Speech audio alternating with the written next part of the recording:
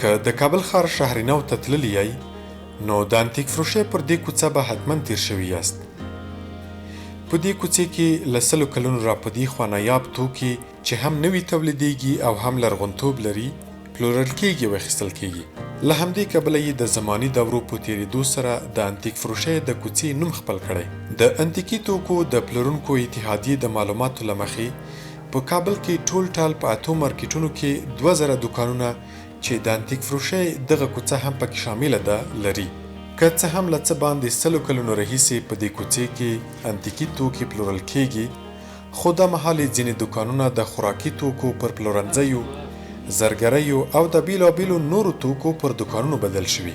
خو پر دې سربیره هم د انتیک فروشۍ د دې کوڅې بڼه نه ده بدله شوې او د انتیکي توکو هر اخیستونکی د یادو توکو د اخیستلو په انګیزې همدې کوڅې ته راځي. قرابت تاریخی کوچه تقریبا 100 سال بالاست. چرا 47 سال 48 سال من که هستم، از من که باز پدرم و دینیا کل از این تاریخ از بسیار مقام بالا داره. یک دوم دیگه این کوچه انتیک فروشی است، کوچه مخصوص خارجی است، نه آثار کار دارن، نه اسناد ما جمع میکنیم، کلش آثار تاریخی هر کسب که است، مثل از شرمگری است، انتیک فروشی است، پوستیندوزی است، یا هم از یا کم به مرحله خود خلاص یک زرگری مانده و یک صنایع دستی مانده بسیار کم. قالین فروشی هست، اینیاست، تقریبا 2000 دکان است. 8 مارکه داریم، 2000 دکان. د انتیک فروشۍ دې کوڅې ته نه دا چې په کابل کې تاریخي پاتې شوي توکي پر دوکاندارانو پلورل کېږي، بلکې د هیواد د ټولو ولایتونو اړوند لرغوني توکي په دې کوڅې کې موجود دي. د اخیستلو شیوه یې د نورو توکو له اخیستو سره توپیر کوي.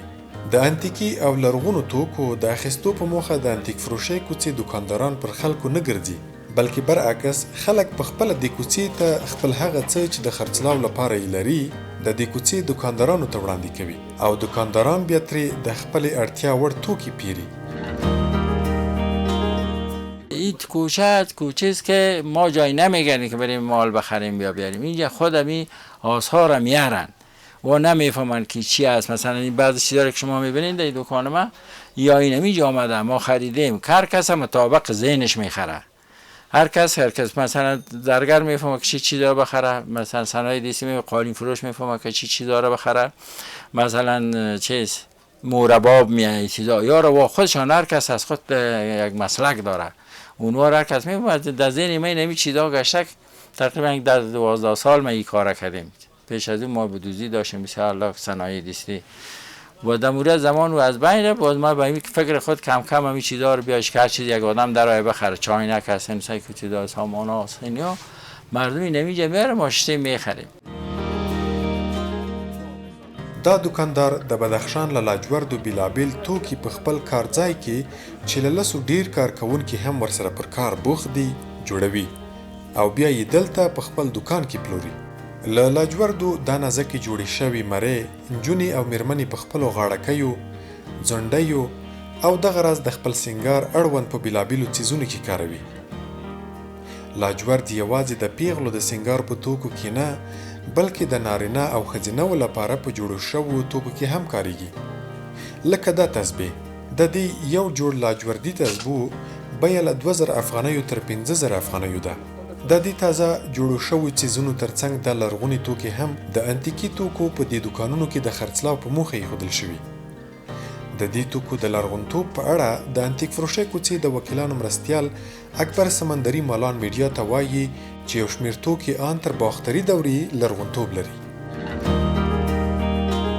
یا آثار تاریخ داره هر دوره. مثلا از دوره زایشا، مثلا دوره بچه سقاو، دوره همش دورهاش تا از دوره باختریا، از دوره اماپا کلش اینجا آثارش میایه میخرن، شمشیرات کن شکست او خودش میفهمه که نمیره بخرم یا نخرم. این چیزا آثار خودش به فکر خودش، اگر از فکرش بالا می باشه یا تاوان میته از بین میده. له ډبرو او لاجوردو پخواني جوړ شوي توکي د دوکاندارانو له لوري تر اخیستو وروسته په دې موخه پالش کېږي چې بڼه یې بیرته تازه شي. لاجورد که څه هم یوازې په بدخشان کې پیدا کیږي خو ترې جوړ شوي پخواني توکي په نږدې ټولو ولایتونو کې شته او ځینې خلک یې بیا د پلورلو په موخه د انتیک فروشۍ کوڅې ته راوړي. یه رقم چیز است. بله مثال اگر لاجورد خود ما جور کنیم، پالش میکنیم، کت میکنیم، پالش میکنیم، چون دیگه سنگا را خود ما کت و پالش میکنیم. یعنی مالایی که است مالای خارجی آمده‌ای است، مال چینایی زیاد است که سابق وقت مال روس است، مال جرمن است، انگلیس است، از کشورهای مختلف از اروپا و آسیا است. یا مردمی که سابق میرفتند به تحصیل یا به بورس یا چیزا با زوا خریداری میکردن می آوردن به خاطر دکوریشن خانه خود یک چیزی می آوردن اینجا میماندن در خانه خود. چون جنگای داخلی زیاد شده در مدت 30 سال جنگای داخلی شد، مردم پراگنده شدن و چیزی را که شوق داشتن در خانه خود دوباره پس به فروش رساندن. ما خریدیم میاره که از هر چیزای از جا است 30 سال به بالا است تا 100 سال و 200 سال و 300 سال هم است. چینی داریم، ما دیگه نقره داریم، هر چیز داریم. پر لرغونو فلزي او خاورینو توکو سربیره دلته په دې دکان کې د افغانیو او نورو بهرنیو آثارو پخواني بانکنوټونه هم ایښودل شوي. د دې روسي بانکنوټونو پخوانۍ بڼې خورا جالبې دي. د یو پخواني روسي روبل د بانکنوټ بڼه د نسبتاً یوې کتابچې له پاڼې سره پرتله کیدای شي. د دکاندار په خبره دا بانکنوټونه او نور لرغوني توکي چې دلته ایښودل شوي تر 300 کلونو لرغونتوب لري. ما سنگ بدخشان صرف سنگ لاجورد بدخشان داره، دیگه هیچ کشور نداره، هیچ جای نداره، هیچ ولایت نداره غیر بدخشان. سنگ لاجورد از بدخشان است، مثال زمرد از پنجشیر است، در بدخشان هم فعلا برآمده. زمرد لغمان ما داریم دیگه، یاقوت جگدلک داریم، یاقوت بدخشان برآمده نو در اونجا یاقوت داریم. یا را میاریم اینجا میخریم، کت میکنیم، پس انگشتر جور میکنیم، لاکت جور میکنیم، گوشواره جور میکنیم، هر چیزی که مردم فرمایش بده ما بالاش میفروشیم. په دې دکان کې بیا د پخوانیو توکو د لاسي صنایعو بڼې ایښودل شوي. د ځوان دکاندار ته په انتیک فروشۍ کوڅه کې د پخوانیو لاسي صنایعو دا دکان له خپل نیکه په میراث ورپاتې دی. دی هم لکه د نورو دکاندارانو چې خاورین او فلزي توکي پیري د لاسي صنایعو اړوند توکي له خلکو اخلي او بیا یې پر هغو کسانو پر ګټې سره پلوري چې غواړي پخواني کلاسیک لاسي صنایع وکاروي او یا یې هم د پیرلو شوقیان دي.